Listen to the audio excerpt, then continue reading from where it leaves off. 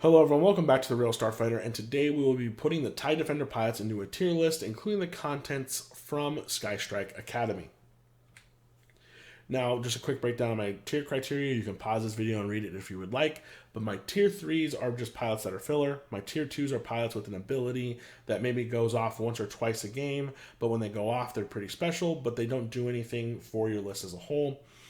Tier 1 pilots are pilots that are strong by themselves, can win you the game, and they perform multiple roles. And Tier 0 pilots are absolute game changers that can win the game all by themselves.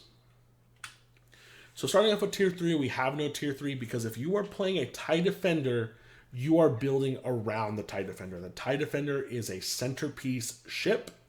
It is not something that fills out a list. It is something that you start a list with. If you are choosing to play a TIE Defender, you are building around it to make that TIE Defender the most deadliest thing on the board. So now we're going to Tier 2. Tier 2, we're starting off with the Delta Squadron pilot. You can build a list around a Delta Squadron pilot, and the Delta Squadron will be a serious threat. It is a great ship, the TIE Defender, and even its Initiative 1 is very, very powerful. Next up, we have Captain Dobbs. Captain Dobbs has a rebel-like ability that if a ship at range 0 to 1 is defending, and you are in the firing arc of the ship that is shooting, you can cancel the result. Not absorb it or reroute it, you just simply cancel it at the cost of an ion token. Now, I know ion tokens are bad, but in my experience, flying TIE Defenders and flying against TIE Defenders, as long as a TIE Defender has a token, it is a serious threat. So even resolving the ion and just getting the focus token, that's fine. The TIE Defender can attack and defend with ease with just one token. Next up, we have Rectal Breath. Now, Rectal Breath's ability is very powerful. The reason why he's tier 2 is just because it requires a lot of things to go right before it goes off, and you maybe get it off only once or twice if you're lucky in a game. It's really good against large ships, hence why I think he's shooting at a capital ship. It looks like a Mon Calamari frigate of some sort, maybe something like Home 1 in the picture, because his ability is really good against ships with a lot of hull. So against ghosts, I think Rectal Breath is amazing. It just requires a lot of things for it to go off. It needs to hit, you need to be evading, and it needs to have damage cards for you to expose. So again, it's really powerful when it goes off, but it's really hard to get all the components together for it to go off. At the top of tier 2 is Kernel Vestry. Now, Kernel Vestry is a tier 1 ability, but once it gets to the end game, if he's your only ship on the board, and with the TIE Defender taking up a majority of your list, you're probably only running 2 or 3 ships in your list. If he becomes the last ship, he basically just becomes a very expensive Initiative 4.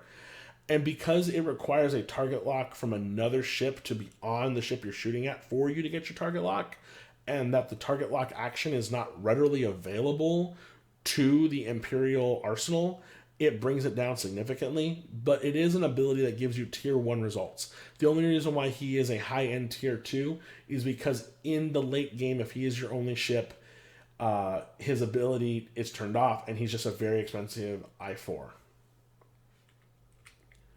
Going on to tier 1, we're starting off with the Onyx Squadron Ace. That is the best generic in the game. You can build an entire list around him and make him amazing. To me, like I said, the Imperials have the best generics, and the Onyx Squadron Ace is up here because of the initiative and the firepower and defense capabilities of the TIE Defender. Just putting juke on him makes him a serious threat. Then next we have Countess Ryad. Countess Ryad was absolutely bonkers in 1.0. In 2.0, she's a little bit brought down because she has to increase the difficulty of her K-turns, or when she's going straight to perform the K-turn.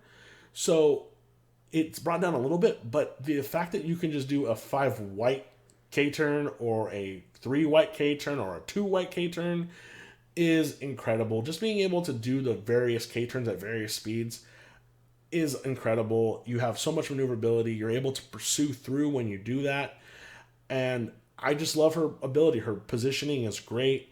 going into a K turn, then barrel rolling or boosting, and you have juke on you, and you get your evade token immediately. Like, there's just so many combos with the TIE Defender in itself that I think it's super powerful. Like, it's worth spending the 7 points. Like, they should just slap 7 points onto all the TIE Defenders because you're going to put juke on it. Well, I guess juke might change pricing, but right now it's 7 points as it is.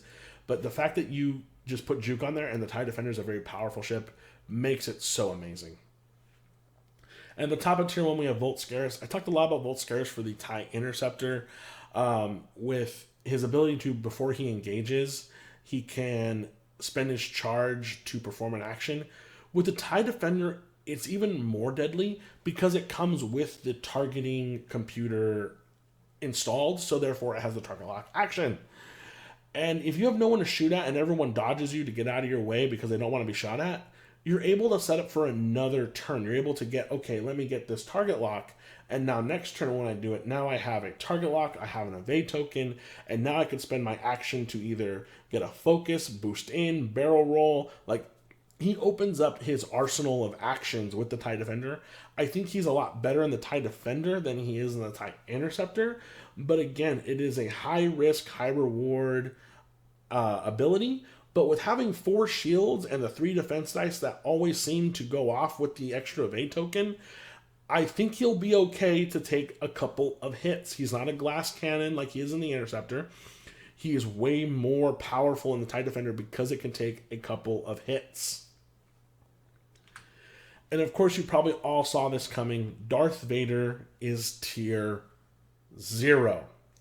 Now, I know when we all saw the first line of his ability, you cannot spend your force charges except while attacking. I know we all went, oh my goodness, that's horrible. Why would they do that?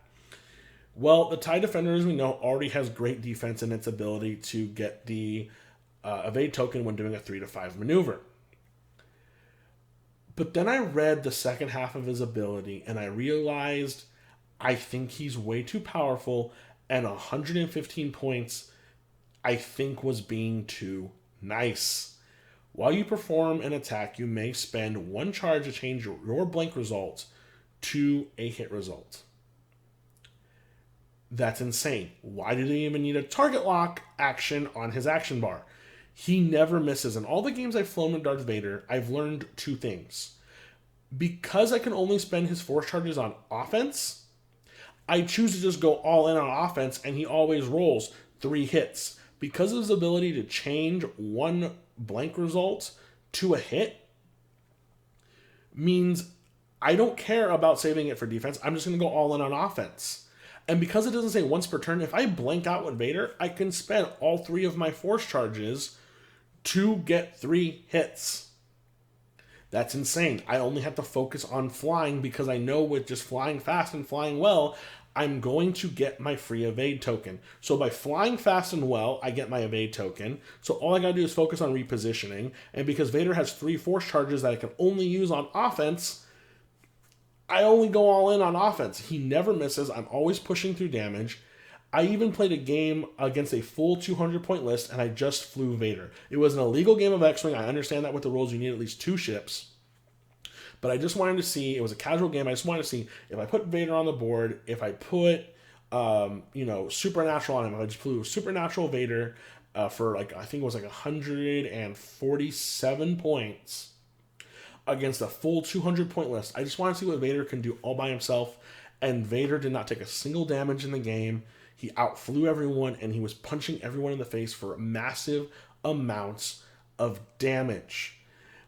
I was so blown away, and then I just kept flying it and just seeing, okay, well, what if I put a Palpatine with him, and what if I put a Soontir with him, and everything I put with Vader was just absolutely amazing. You could put a true tier 0 list together of just Darth Vader and Soontir Fel and win the day. I flew that, and I had the greatest time of my life. My opponent didn't, because they were getting shot at so much and were doing no damage to any of my ships, but Darth Vader brings a true ace-like factor shoot X-Wing, and it feels great. It feels amazing. The TIE Defender is overpowered in Vader's hands.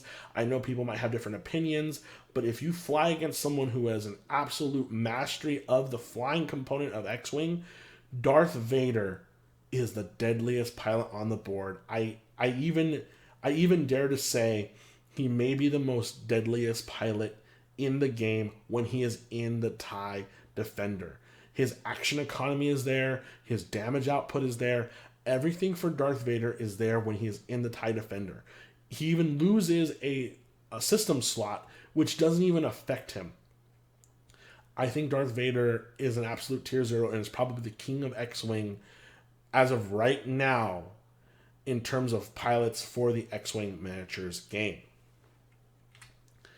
So this is my tier list for the TIE Defender. I know I make a lot of things about the TIE Defender that may seem overpowering or overbearing. It's partly because I love the TIE Defender. The TIE Defender is one of my favorite ships in all of Star Wars. Like if I was an Imperial pilot and they told me, hey, pick a TIE fighter or pick a TIE you want, I would pick the TIE Defender without question. The TIE Defender is my favorite ship. I think it's the most powerful ship in X-Wing, the most powerful ship in Star Wars.